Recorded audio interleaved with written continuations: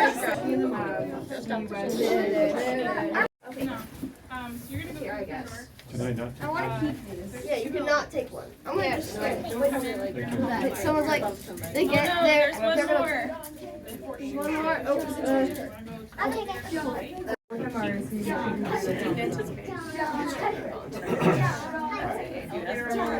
I? Okay, we're taking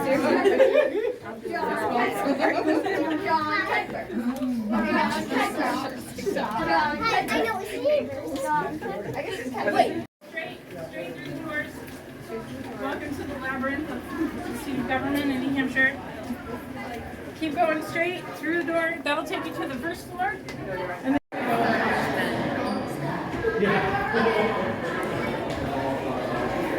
was here one other time. There's like one woman here.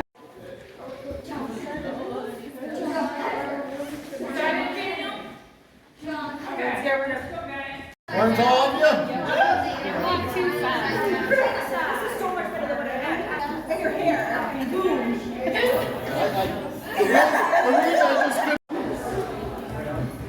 Do you want to sign? Did your job too?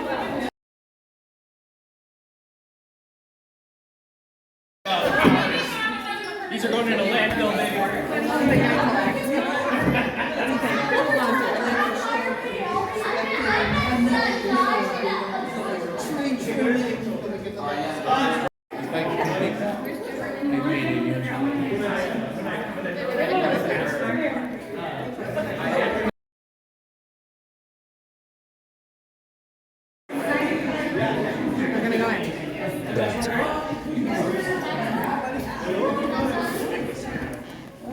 You want to put this on?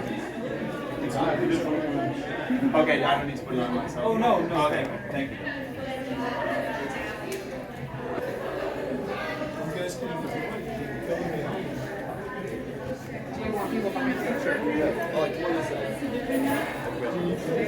Yeah.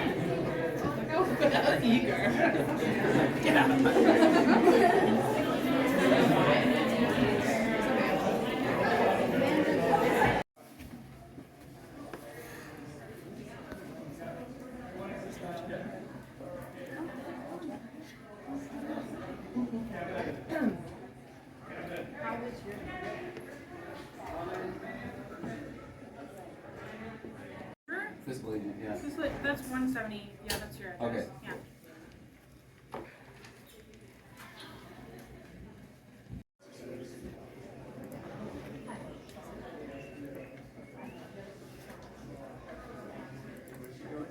For the last 8 years, the Republicans have been cutting taxes for the rich, and they have been putting those costs on local taxpayers. We have seen our property taxes go up and up and up year after year because the Republicans do not want to actually cut any services. They just want to downshift the expenses to our local municipalities. And they end up getting blamed, the local town councils and budget committees.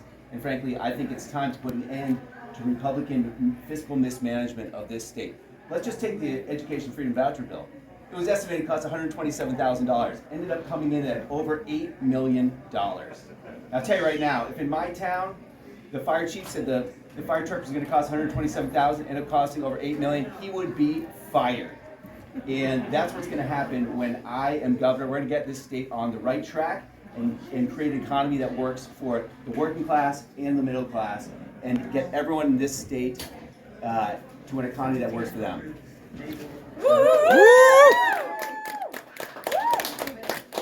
John, do you have any thoughts on that? You had Chris Sununu, who didn't want it legalized, explaining to the people that how they should do it, which doesn't make a lot of sense to me. When I'm governor, what we're going to do is we're going to legalize cannabis. We're going to sell the same way that we sell liquor in this state, and we're going to invest the profits into affordable housing through the New Hampshire Housing Authority, and we're going to get ourselves out of this, lack of housing and out of this crazy economy in which inflation is going up and up and up, and the leading cause of inflation is housing. So I've got a plan to deal with that. Yes, sir. Just sign the affidavit at the top, and then we can notarize it. Okay.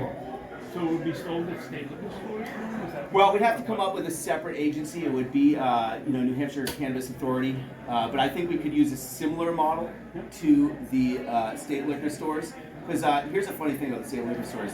The Republicans love it because it keeps their taxes low. But the reality is, it's socialism. It's state-owned enterprise and monopoly of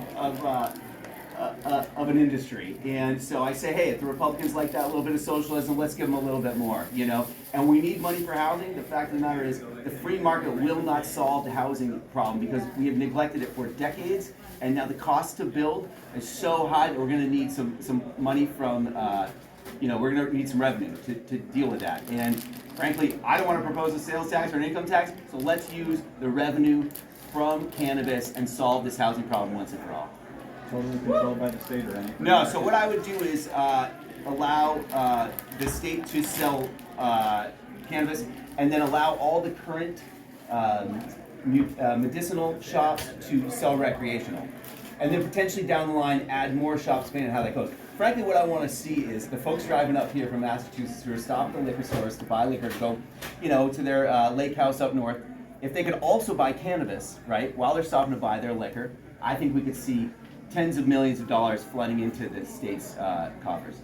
And you're running against two candidates in this primary who are going to have more money, who are better known, and who've been involved in party politics a lot longer than you have. What's going to set you apart? That right there is going to set me apart. People are tired of career politicians. They're tired of voting for lobbyists and landlords and lawyers. And frankly, people trust me because I'm a working class person, and frankly, I'm struggling with housing myself. So if you want someone that's going to fight for housing, elect someone who needs housing. I live in a 740 square foot apartment with my girlfriend and my son here. We want more kids. And frankly, we're struggling to find a house in New Hampshire that we can live in within a vicinity of the restaurant that I own. So, I'm here to fight for the middle class and the working class and create an economy that works for everybody.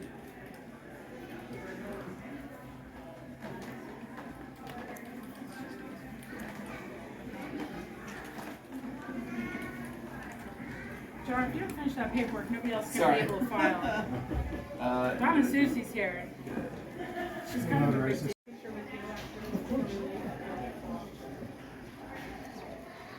Who was the baby that was in here in the costume?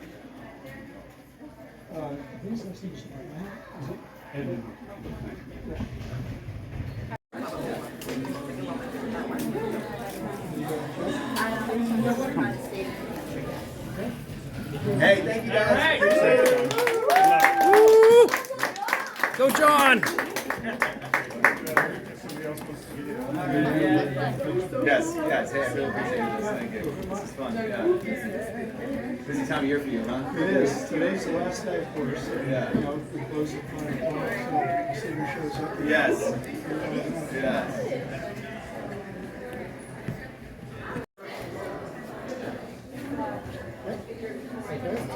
Thank you. Yes. Thank you. Oliver.